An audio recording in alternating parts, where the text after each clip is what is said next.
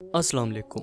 1500 कबल मसीह में ancient Egypt के एक मुल्क में 8 लोग एक मोहलिक बीमारी का शिकार हुए, जिसमें बीमारी में मुब्तला 8 औरतें थीं और कोई इस बीमारी के बारे में नहीं जानता था। और फिर 370 से लेकर 460 कबल मसीह के बीच में एक माहिर फिजिशियन जिनका नाम हिप्पोक्रेट्स था, इन्होंने इस बीमारी को कैंसर का नाम दिया। हिप्पोक्रेट्स को फादर ऑफ मेडिसिन भी कहा जाता है। कैंसर, जिसे उर्दू ज़बान में सरतान कहा जाता है, ये असल में होता क्या है, इसकी वजूहात क्या हैं, कैंसर क्यों होता है, जानेंगे हम आज की इस वीडियो में। हमारे साथ रहिएगा।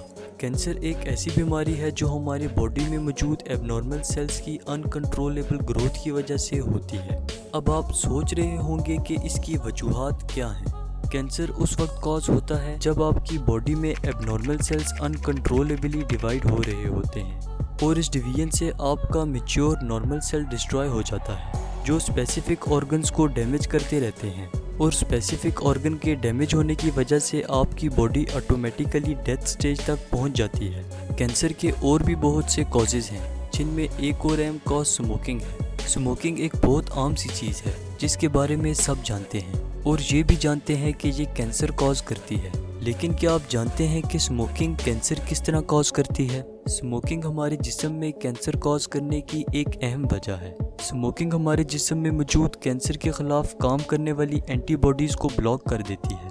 क्या आप जानते हैं कि एक सिगरेट के अंदर 7000 के करीब केमिकल्स और कंपाउंड पाए जाते हैं, जिनमें फॉर्मल्डिहाइड, निकोटीन और कार्बन मोनोऑक्साइड वगैरह शामिल होते हैं। और ये केमिकल्स और कंपाउंड धुएं की शक्ल में हमारे जिस्म में दाखिल होकर हमारे इम्यून सिस्टम को कमज़ोर कर देता है और फिर हमारे जिस्म के लिए इस कैंसर सेल को मारना मुश्किल हो जाता है और फिर ये कैंसर सेल्स अपनी तादाद बढ़ाने लगते हैं। सिगरेट में मौजूद पॉइजन हमारे डीएनए के सेल को डैमेज कर सकती है।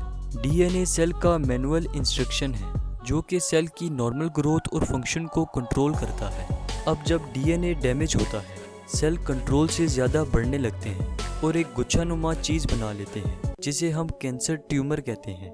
WHO यानी वर्ल्ड हेल्थ ऑर्गेनाइजेशन के मुताबिक स्मोकिंग की वजह से तकरीबन 2.21 मिलियन लंग कैंसर के केसेस सामने आते हैं। अगर हम बात करें कैंसर के सिम्टम्स की, तो इसमें आराम और प्रॉपर रेस्ट के बावजूद भी थकावट महसूस होती है और इसके अलावा वज़न का कम या ज़्यादा हो जाना, भूख ना लगना, पेट में दर्द होना, जिस्म के कुछ अज़ा का बेवजह सूज जाना, देखने और सुनने में मसला पेश आना और सर में दर्द होना वगैरह शामिल है। अगर हम बात कैंसर के इलाज यानी ट्रीटमेंट की करें तो इसकी बहुत सी इकसाम हैं, यानी कि कैंसर को कई तरीक़ों से ट्रीट किया जाता है, जिनमें सर्जरी, रेडिएशन थेरेपी, इम्यूनोथेरेपी और केमोथेरेपी वगैरह शामिल हैं। फ़र्ज़ कीजिए एक पेशेंट को जिस्म के किसी हिस्से में कैंसर होता है, तो डॉक्टर सबसे पहले इसके जिस्म से कैंसर वाले पार्ट को डिटेक्ट कर देते हैं और इस प्रोसीजर को सर्जरी का नाम दिया गया है, जिसका मकसद ये होता है कि बॉडी में मौजूद ये कैंसर सेल तादाद में बढ़ ना सकें